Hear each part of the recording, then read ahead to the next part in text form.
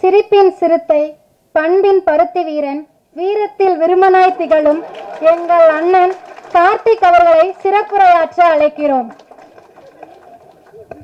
ஸ்கூலுக்கு போய் படிங்கன்னா பஞ்சு டைலாக் எழுதுது, என்ன பண்றது இவங்களெல்லாம். பெரியவங்க எல்லாருக்கும் வணக்கம், பத்திரிகை தொலைக்காட்சி நண்பர்களுக்கு வணக்கம், மேடையில் இருக்கும் மாயா அவர்களுக்கும் கல்யாணி அவர்களுக்கும் அப்பா அண்ணா அகரம் குழந்தைகள் எல்லாருக்கும் வணக்கம். பெற்றோர்களுக்கு முக்கியமாக ஆசிரியர்களுக்கும் ரொம்ப ரொம்ப வணக்கம். நான் 2 வயசு இருக்கும்போது ஆரம்பித்த ஒரு அறக்கட்டளை. அது சின்ன வயசில் ஆத்தா சொல்லுவாங்க, எது பண்ணாலும் தொடர்ந்து பண்ணுற மாதிரி இருக்கணும், ஆரம்பிச்சு நிறுத்தக்கூடாது. இது சின்ன வயசில் நான் கேட்ட ஒரு வார்த்தை. ஆனால் அது தொடர்ந்து பண்ணுறது அப்படிங்கிறது அவ்வளோ ஈஸி இல்லை. நான் சின்ன வயசுலேருந்து பார்த்துருக்கேன். நினைவு தெரிஞ்ச நாள்லேருந்து வீட்டில் தான் அந்த ஃபங்க்ஷன் நடக்கும். சிவகுமார் கல்வி அறக்கட்டளை ஃபங்க்ஷன் நடக்கும். நாங்கள் சின்ன பசங்களாம் ஸ்கூல் படிச்சுட்டு இருக்கும்போது இருந்தே அந்த ஒர்க்கை பார்த்துருக்கோம். இன்றைக்கி ரொம்ப ஈஸி கம்யூனிகேஷன், ஒரு செல்ஃபோன் இருக்குது, நம்ம தெரிஞ்சவங்களை எங்கேனா ட்ராக் பண்ணி பிடிச்சிடலாம். ஆனால் அப்போ வந்து ஸ்கூலில் ஃபஸ்ட் மார்க் வாங்க பசங்க, ஸ்டேட்டில் ஃபஸ்ட் மார்க் வாங்க பசங்களை தேடி பிடிக்கணும்னா அது ஒரு பெரிய வேலை. அப்பாவோட ஃப்ரெண்ட்ஸ் வீரனன் மாமா இங்கே நான் நினச்சி பார்க்குறேன், ராவ் அவர்களை நினச்சி பார்க்குறேன். அவங்க 3 பேர் ஒரு ஸ்ட்ரீட்டில் இருந்து 3 பேர் சேர்ந்து நம்ம ஏதாவது ஒன்று பண்ணணும். அப்பாவுடைய 100வது படம் முடியுது. அந்த 100வது படம் எடுத்து முடிக்கும் போது எல்லா தயாரிப்பாளர்களும் 100 தயாரிப்பாளர்களையும் கூப்பிட்டு ஒரு கேடயம் கொடுக்குறாங்க. எம்ஜிஆர் அவர்கள் தலைமையில் அப்பா அறிமுகப்படுத்தின இயக்குநர்கள் கலந்துக்கிறாங்க. கமல் சார் வந்து அப்போ வளர்ந்து வரும் ஹீரோ, அவரும் கலந்துக்கிறாரு. அவர் அந்த ஃபங்க்ஷனில் பாராட்டி பேசுகிறாரு. அந்த ஃபங்க்ஷன் முடியும் போது ஒரு படத்துடைய சம்பளம் மொத்தமாக அப்படி நம்ம கொடுக்க மனசு வருமானு தெரியல, மொத்த சம்பளத்தை அப்படியே பேங்க்கில் போட்டு, ஏன்னா நான் அப்படி பெருசாக காசுக்கு ஆசைப்படாத ஒரு ஆளாக இருந்திருக்காரு அப்பா. நான் தான் சொல்லுவோம், கிண்டல் பண்ணுவாங்க சொந்தக்காரங்களாம், வர்ற காசை கூட வேணான்னு சொல்லிடுவார் இவர் அப்படின்னு. பட் அவரை பற்றி அது கவலைப்பட்டுக்கல, அவர் அப்படி தான் வாழ்ந்திருக்காரு. அந்த காசை போட்டு அந்த காசில் வர வட்டி எடுத்து பரிசு வழங்க ஆரம்பிச்சிருக்காங்க. முதல் பரிசு 1000 ரூபாய், அப்புறம் 750 ரூபா, அப்புறம் 500 ரூபாய். இந்த 1000 ரூபாய் பெரிய காசா அப்படின்னு நான் யோசிச்சு பார்க்கலாம். சரி, தங்கம் அப்போ என்ன விலை இருந்திருக்கும் 1979ன்னு யோசிச்சு பார்த்தா அது 750 ரூபா இருந்திருக்கு. ஸோ கிட்டத்தட்ட வந்து 1.5 சவரன் வாங்குற அளவுக்கு பரிசு தொகை கொடுத்துருக்காங்க. தொடர்ந்து 25 வருஷம் இந்த ஃபங்க்ஷன் நடந்துகிட்டே இருந்துச்சு. ஒவ்வொரு வருஷமும் சின்ன சின்ன ஊர்களில் இருந்து எங்கே இருந்தாலும் தவறாமல் வந்து அப்பா கிட்ட பரிசு வாங்கிட்டு போவாங்க. நாங்கள் வெளியூரில் எங்கே ஷூட்டிங் போனாலும் அப்பாவோட படங்களை பற்றி பேசுகிறாங்களோ இல்லையோ, ஆமாம் அவங்க அப்பா வந்து படிப்புக்கு வந்து ஹெல்ப் பண்ணுவார்ல அப்படின்னு சொல்லுவாங்க. ஸோ அதை தொடர்ந்து பண்ணது தான். அதுக்கப்புறம் 25வது ஆண்டுக்கு அப்புறமா அகரம் எடுத்து அதை செய்ய ஆரம்பிச்சது. அகரம் எடுத்ததுக்கு அப்புறமா தான் வந்து வெறும் ஃபர்ஸ்ட் மார்க் எடுத்தது மட்டும் கிடையாது, எங்கேருந்து ஃபர்ஸ்ட் மார்க் எடுத்தான் அப்படிங்கிறது ரொம்ப முக்கியமாக இருக்குது அப்படிங்கிறது புரிதல் வந்துச்சு. எந்த இடத்துல இருந்து ஆரம்பித்து படித்து வந்தாங்க. இன்னைக்கு வந்து ஒவ்வொரு பசங்களும் அவங்களுடைய பேக்ரவுண்ட் சொல்லும்போது அப்பா எங்கேருந்து வந்தாருன்னு தான் யோசிக்க முடியுது. எங்கனால அதை நான் சொல்ல முடியாது. நாங்கள் வந்து ஆசீர்வதிக்கப்பட்டவங்க அப்படின்னு தான் சொல்லிக்கணும், இல்லை போன ஜென்மத்து புண்ணியம்னு சொல்லிக்கலாம். அப்பாவுக்கு பையனாக பிறந்ததுனால பல விஷயங்கள் கடந்து வந்துட்டோம். ஆனால் அப்படி இருந்தாலும் வந்து எதுவும் தெரிஞ்சுக்காம இங்கே வந்துட முடியாது. இதுக்கு பயங்கர ஹார்ட் ஒர்க் தேவை. யார் எந்த இடத்துல ஆரம்பித்தாலும் ஹார்ட் ஒர்க் பண்ணி தான் ஆகணும். இந்த கீழேருந்து ஆரம்பித்து நான் ரொம்ப கஷ்டப்பட்டேங்க அப்படி தான் வர முடிஞ்சுன்னு சொன்னால் அது உண்மைதான். கஷ்டப்படாமல் எதுவுமே கிடைக்காது. எல்லாருமே உழைச்சி தான் வர முடியும். எந்த விலை கொடுக்காம எதுவுமே கிடைக்காது. அந்த விலை எப்பவுமே காசு பணம் கிடையாது. உங்கள் தூக்கமாக இருக்கும், உங்களுடைய சந்தோஷங்களாக இருக்கும். இங்கே இருக்கிற எல்லாருமே ஏதோ ஒன்று பெருசாக விலை கொடுத்து இழந்து தான் இன்றைக்கி அவங்க படித்து இங்கே வந்திருக்காங்க. அதனால் இன்றைக்கி ஹார்ட் ஒர்க்கோ நம்ம தியாகம் பண்ணிக்கிற விஷயம் என்னவோ நிச்சயமாக அது பரிசளிக்குது. இல்லைங்க நான் வாழ்க்கை பூரா உழைச்சிட்டே இருக்கேன், எனக்கு எதுவுமே கிடைக்கலன்னு சொன்னால் நீ ரொம்ப நாள் வெயிட் பண்ணால் ரொம்ப பெருசாக கிடைக்கும். நீ கொஞ்ச நாள் வெயிட் பண்ணால் சின்னதாக கிடைக்கும், ரொம்ப நாள் வெயிட் பண்ணால் ரொம்ப பெருசாக கிடைக்கும். அதனால எக்காரணத்தை கொண்டும் தளர்ச்சி ஆடவே வேண்டாம், தொடர்ந்து பயணிக்கணும்னு நான் உங்களை கேட்டுக்கிறேன். தைரியமாக இருங்க. இங்கே அகரமில் ஒவ்வொரு வாட்டியும் நான் பசங்க கேட்கறது வந்து ஊர்லேருந்து படித்து சென்னைக்கு வந்துட்டேன், சிட்டிக்கு வந்துட்டேன். பசங்களை முக்கியமாக வந்து சிட்டிக்கு கொண்டு வந்து படிக்க வைக்கணுங்கிறது தான் ஒரு ஆசை. அங்கே பக்கத்தில் இருக்கிற காலேஜில் படிக்க வச்சிடலாமே அப்படின்னா அங்கேருந்து அங்கே எக்ஸ்போஷர் சின்னதாக தான் இருக்கும்.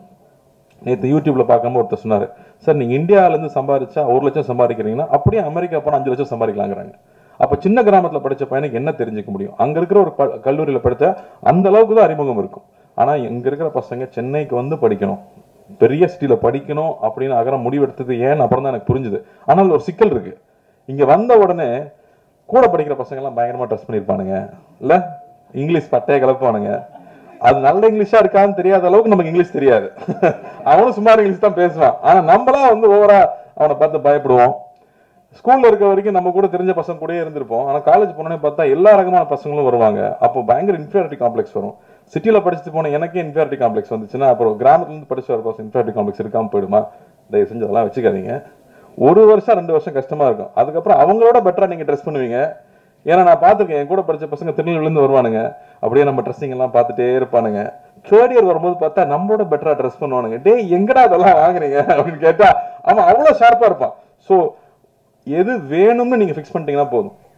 நான் இந்த அளவுக்கு ஸ்டைலா பேசணும், நான் இந்த அளவுக்கு இந்த சப்ஜெக்ட்ல ஷார்ப்பா இருக்கணும், இதுல தான் நான் அச்சீவ் பண்ண போறேன்னு ஒரு டார்கெட் ஃபிக்ஸ் பண்ணுங்க. டார்கெட் ஃபிக்ஸ் பண்ணாம இருந்தா எதுவுமே கிடைக்காது. என்ன வேணும் அப்படின்னு கேட்டா இங்க கிடைக்குது. இந்த பிரபஞ்சம் அதுதான் சொல்லுது. ஸோ என்ன வேணும் அப்படிங்கறத மட்டும் கிளியரா முடிவு பண்ணிட்டீங்கன்னா அப்புறம் உங்களுக்கு வந்து ஸ்டாப் பண்ற எதுவுமே கிடையாது. நீங்க பாட்டுக்கு போயிட்டே இருக்கலாம். ஏன்னா நான் 25 வயசு, எங்க அப்பா எனக்கு சொன்னது அதுதான், 25 வயசுக்குள்ள வாழ்க்கையில் என்ன பண்ண போறேன்னு முடிவு பண்ணிடு அப்படின்னாரு. நானும் 18 வயசுல இருந்து யோசிக்கிறேன் என்ன பண்றதுன்னே புரியல. எல்லாரும் வந்து நம்ம பையன் ஒருத்தன் வந்தானே, இங்க யாரு பிரச்சனை, நீ தானே பேசிக்லி லைக், நான் அப்பவே தெரிஞ்சது இன்ஜினியர். அது ஃபர்ஸ்ட் எதை கத்துக்கிறோமோ இல்லையா, ப்ராஜெக்ட் டைப் பண்ணும்போது பேசிக்கலி லைக் வந்துடும். ஸோ என்ன நானும் ரொம்ப இன்ஜினியரிங் தான் படிக்க வச்சாங்க. எப்படி என்ன கனவுல எங்க அண்ணன் வந்து ஃபேக்டரி ஆரம்பிப்பாரு, அதுல போய் நாம அப்படி சின்ன முதலாளியா சேர்ந்துடலான்ற ஒரு நினைப்புல அது நடக்கல. அதுக்கப்புறம் என்ன பண்றதுன்னு தெரியல. அப்புறம் தான் சரி, இதோ நீ வாழ்க்கையில முன்னுக்கு வரணும்னா படிச்சாகணும், நம்மளா ஒரு பாதையை தேர்ந்தெடுத்துக்கணும்னு போனேன். அப்போ நான் இன்ஜினியரிங் படிச்சு முடிச்சதுக்கு அப்புறமா ஒண்ணு தெளிவா புரிஞ்சுது, எனக்கு வந்து இன்ஜினியரிங் எல்லாம் பிடிக்கல, எனக்கு சினிமா பிடிச்சிருக்கு. அது சொல்றதுக்கு ரொம்ப வெக்கமா இருந்துச்சு, ஆனா அதை சொல்லிதான் ஆகணும். எங்க அண்ணனுக்குலாம் அவ்வளவு இன்ட்ரெஸ்ட் கிடையாது, எனக்கு பிடிச்சிருந்துச்சு. சொன்ன தைரியமா அப்பா கிட்ட சொல்லிட்டு, இல்லப்பா நான் திரும்பி வரேன், நான் சினிமாவில் ட்ரை பண்ண போறேன், கத்துக்கணும்னு தான் நினைச்சேன், எதுவுமே எனக்கு தெரியாது, கத்துக்கணும்னு ஆசைப்பட்டு வந்தேன். ஆனா இதுதான் அப்படின்னு நான் முடிவு பண்ணதுக்கு அப்புறமா எனக்கு எல்லாமே நடந்துச்சு. அது வரைக்கும் நான் ஆவரேஜ் ஸ்டூடெண்டா இருக்கிறது ரொம்ப கொடுமை. ஞானவேல் சார்ட்ட நான் பேசியிருக்கேன். நல்லா படிக்கிற பையனை பாராட்டுவாங்க, நல்லா படிக்காத பையனை திட்டுவாங்க, ஆவரேஜ் மார்க் வாங்குறவன கண்டுக்கவே மாட்டாங்க. ரொம்ப கொடுமை அது. ஸோ இனிமே எது பண்ணாலும் பெஸ்டா பண்ணணும்னு முடிவு பண்ணது, எது பிடிக்குது நான் அதை நோக்கி போகணும்னு முடிவு பண்ணதுக்கு அப்புறம் எல்லாமே மாறிச்சு. அதனால என்ன வேணுங்கிறத சீக்கிரமா டிசைட் பண்ணுங்க. கொஞ்சம் கஷ்டமான விஷயம் தான், ஆனா அதை சீக்கிரமா டிசைட் பண்ணிட்டீங்கன்னா அது நிச்சயமா நமக்கு கிடைக்கும். தொடர்ந்து படிங்க. கல்வி பெரிய ஆயுதமா இருக்கு. இங்க வந்து ஒவ்வொருத்தரும் அவங்களோட எக்ஸ்பீரியன்ஸ் ஷேர் பண்ணும்போது, நாங்கள் அக்கரமுக்கு வரும்போது ஒவ்வொரு வாட்டியும் அது புதுசா இருக்கும். ஏன்னா இப்போ யூடியூப்குள்ள போனீங்கன்னா என்ன வாட்ச் புதுசா வந்திருக்கு, எந்த கார் புதுசா வந்திருக்கு, அவன் என்ன ட்ரெஸ் வாங்கினா, இதை பத்தியே தான் நியூஸ் வந்துட்டு இருக்கு. ஏன்னா நம்ம அதை தான் தேடி தேடி பார்க்குறோம். ஆனா நீங்க இந்த மாதிரியான செய்திகளை இப்போ கல்யாணி சொன்னாங்க இல்லையா, இதெல்லாம் ஷார்ட்டா வந்து அட்லீஸ்ட் 100 மில்லியன் வியூஸ் போகணும். அப்பதான் மக்களுக்கு இதை பத்தி தெரியும். நமக்கு வந்து பகுதி நேர உதவி கிடைக்கிற பள்ளிகள் பத்தி நமக்கு தெரியுமா, தெரிஞ்சுக்கணும்னு நினைச்சிருக்கோமா? இந்த மாதிரி விஷயங்கள் தான் இங்க ஷார்ட்ஸா கட் பண்ணி தயவு செஞ்சு பாப்புலர் பண்ணணும்னு நான் கேட்டுக்கிறேன். ஏன்னா அதெல்லாம் மக்களுக்கு தெரிஞ்சுக்கணும். இல்லாட்டி நமக்கு என்னென்ன விஷயங்கள் இருக்கு சமுதாயத்தில் நடக்குதுங்கிறது நமக்கு தெரியாம போயிடுது. ஸோ அது ரொம்ப அவசியம்னு பாக்குறேன். இங்க ஒவ்வொரு தடவை வரும்போதும் ஒவ்வொருத்தரும் பகிர்ந்துக்கிற விஷயங்கள் நமக்கு மறுபடியும் புது புது விஷயங்களை கற்றுக் கொடுத்துட்டே இருக்கு. இதெல்லாம் நம்ம சமுதாயத்தில் இருக்கான்னு தெரிஞ்சுக்கிட்டே இருக்கு. மணிப்பூர்ல இருந்து ஒரு பாப்பா வந்து இங்க பேசிச்சு, அது இங்கிலீஷ்ல பேசிச்சு. அது என்ன பேசுன்னு எல்லாருக்கும் தெரிஞ்சிருக்குமான்னு தெரியலையான்னு தெரியல. அதுக்காக நான் ஒரு வாட்டி சொல்லணும்னு நினைக்கிறேன். எங்க ஊர்ல வந்து பிரச்சனை நடக்குது, எங்க ஊர்ல வீட்டை விட்டு வெளியில போக முடியல, அதனால எங்க ஊர்ல நிறைய குழந்தைங்க ஸ்கூலுக்கும் காலேஜுக்கும் போக முடியல, வீட்டுல உட்காந்துட்டு இருக்காங்க அப்படின்னு சொல்லுது. நான் அதிர்ஷ்டவசமா இங்க வந்ததுனால இங்க நான் படிச்சுக்கிட்டு இருக்கேன். தயவு செஞ்சு எங்க ஊருக்காக பிரார்த்தனை பண்ணிக்கோங்க. தயவு செஞ்சு எங்க ஊர்ல இருக்கிற குழந்தைங்களுக்கு மறுபடியும் பள்ளிக்கும் கல்லூரிக்கும் போறதுக்கு வழிவகுக்குங்க அப்படின்னு சொல்லி அந்த பாப்பா கேட்டுக்குச்சு. அதை நம்ம அந்த சிச்சுவேஷன் நம்மளால உணர முடியுமா? நம்ம வந்து தமிழ்நாட்டில் இருக்கோம், அதெல்லாம் என்னன்னு நமக்கு தெரியல. ஆனா அங்கிருந்து படிப்புக்காக அந்த பொண்ணு இங்க வந்திருக்கு. இதே மாதிரி நேபாளில இருந்து வந்த கதைகள் நான் வந்து ஒய்ஃப் சொல்லி கேள்விப்பட்டிருக்கேன். அங்கிருந்து வந்து படிக்க முடியாது, தப்பிச்சு வரணுங்கிறப்ப லேக் எப்போ உறையுமோ, அங்க ஒரு லேக் இருக்குமா, அந்த லேக் உறைஞ்சா கல் ஆயிருமா, அந்த டைம்ல யாராவது போனாங்கன்னா அவங்க கூட குழந்தைய அனுப்பிச்சு விட்டுருவாங்களா, நீயாவது உயிரோடு இருங்கிற மாதிரி. அப்படி நடந்து வரும்போது ஐஸ் சாப்பிட்டுக்கிட்டே வருவாங்களாம். அப்படி வந்து இங்க குழந்தைங்க படிச்சு அவங்க பெருசா வந்திருக்காங்க. அப்படி கல்விக்காக எவ்வளவு விஷயம் நடக்குது அப்படின்னு நினைக்கும் போது ரொம்ப ரொம்ப ஆச்சரியமா இருக்கு. அதனாலேயே தான் இன்னைக்கு எங்க போனாலும் நீங்க வந்து எனக்கு படிப்புக்கு ஹெல்ப் பண்ணுங்கன்னு சொன்னா, இங்க நம்ம எனக்கு தெரிஞ்சு தமிழ்நாட்டில் யாரும் இல்லைன்னு சொல்லவே மாட்டாங்க. நிச்சயமா ஹெல்ப் பண்ணுவாங்க நம்புறேன். அதே மாதிரி நானும் கேட்டுக்கிறேன், உங்க வீட்டுல வேலை செய்யறவங்களா இருக்கலாம், சக்கத்துல இருக்கிறவங்களா இருக்கலாம், படிப்புக்குன்னு கேட்டா கையில கொடுத்துடாதீங்க, ஸ்கூல்லயே போய் காசை கூட கட்டிடுங்க. அது பெரிய ரிசல்ட் கொடுக்குது அப்படின்னு நிச்சயமா தெரியுது. அதுக்கப்புறம் என்னோட பொண்ணுக்கு வந்து ஒரு ப்ராஜெக்ட் இருந்துச்சு. அப்பா சொன்ன மாதிரி காஸ்ட்லியான ஸ்கூல் தான். பட் எனக்கு ரொம்ப ஆசையா இருக்கும், கிளாஸ்மேட்ஸ் வந்து எல்லா தரப்பு குழந்தைகளோடையும் குழந்தைகள் பழகணும்னு ஆசையா இருக்கும். அப்படி அவங்களுக்கு ஒரு ப்ராஜெக்ட் இருந்துச்சு. ஒரு கவர்மெண்ட் ஸ்கூல்ல போய் அங்க இருக்கிற குழந்தைங்க கிட்ட ஒரு ப்ராஜெக்ட் பண்ணி அவங்க இன்ட்ராக்ட் பண்ணி, நீ ஏன் ஸ்கூலுக்கு வர்றதுக்கு உனக்கு ஏன் பிடிக்குது, உங்கள் அப்பா ஸ்கூலுக்கு அனுப்பலன்னா நீ எப்படி சண்டை போட்டு வருவ அப்படின்னு கேட்குறதுக்கு ஒரு ப்ராஜெக்ட். அதில் தன் வயசில் இருக்கிற குழந்தைகள் கூட போய் அங்கே உட்காந்து பேசி அவங்க ஒரு ப்ராஜெக்ட் பண்ணிட்டு வந்தாங்க. அதுக்கப்புறமா ஒரு ஒரு ப்ராஜெக்ட் வச்சு எக்ஸ்பிளைன் பண்ணாங்க. அப்போ வந்து ரொம்ப இன்ட்ரெஸ்டிங்காக ஒரு விஷயம் நடந்துச்சு. எஜுகேஷன்னா என்ன அப்படிங்கிற கேள்வியை கேட்குறாங்க, பாப்பா கிட்ட கேட்குறாங்க. அது சொல்லுது, சக மனுஷனை மதிக்க கற்றுக் கொடுக்குது அப்படின்னு.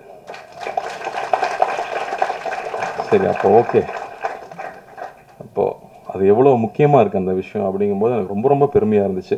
ஸோ அந்த புரிதல் எல்லாருக்கூடையும் போய் பழகிறப்ப தான் கிடைக்குது. அதனால் நாமளும் குழந்தைகளை எல்லாருக்கூடையும் பழகிறதுக்கான சந்தர்ப்பங்களை ஏற்படுத்தி கொடுக்கணும். அப்போ தான் தன்னுடைய வாழ்க்கை தனக்கு கிடைச்ச விஷயங்களை மதித்து நேரான வழியில் அப்பா சொன்ன மாதிரி அந்த டிசிப்ளினும் அந்த கல்வியை நோக்கி போகிற உழைப்பும் ரொம்ப முக்கியமாக இருக்கும். ஸோ அதை நாமளும் செய்யணும்னு நான் கேட்டுக்கிறேன். வாய்ப்பளித்ததுக்கு நன்றி, ரொம்ப ரொம்ப சந்தோஷம்.